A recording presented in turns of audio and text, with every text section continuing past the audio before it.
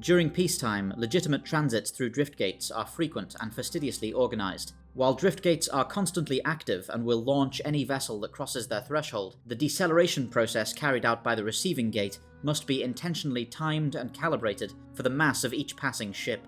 As such, all vessels scheduled to transit on a given day must send their dry mass, fuel load, and cargo manifest far in advance of their arrival, to allow time for that data to be carried by gate courier to the receiving gate so that an appropriate deceleration force can be applied at the expected moment of transit. Accurate reporting of this information makes for a very smooth transit, arriving at the destination gate with zero relative velocity. An inaccurate reporting is rarely a serious problem, as even a fairly large difference between reported mass and actual mass will result only in minor turbulence when exiting from transit and a modest amount of extra momentum. This often happens when freighters pick up more cargo or passengers than planned prior to their arrival at a gate.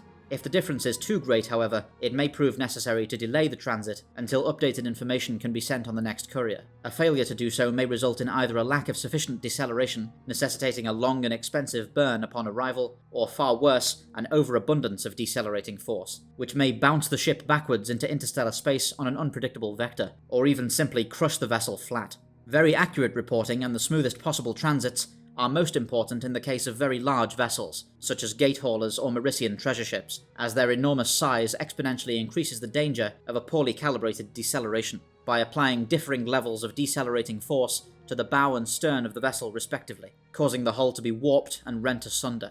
Gate running is a frequent occurrence in Tantalus, wherein a vessel deliberately fails to register a travel plan with gate traffic control or report their mass prior to transit, simply flying through the lane without any deceleration at all. This is often done by pirates and smugglers, frequently while flying ballistic with their transponders disabled or removed, so that both gates are only aware that something passed through the lane, but not what it was or where it has now gone, as they immediately vanish into the background noise of the destination system. It is by this means that pirates and criminals ply their trade across Tantalus, moving undetected between systems. Most gates in Tantalus register at least one instance of illicit gate running each day, but any measure taken to prevent these activities would necessitate huge inconveniences and delays to the countless legitimate transits made daily, and the resultant supply shortages could easily domino into a financial disaster for influential shipping firms. Certain state organizations like the Centran Provost Corps and Centran Defense Force are permitted to engage in unscheduled gate running at an individual captain's discretion, often to pursue criminals who have just run a gate themselves, or to reach a destination more swiftly in scenarios of the utmost urgency.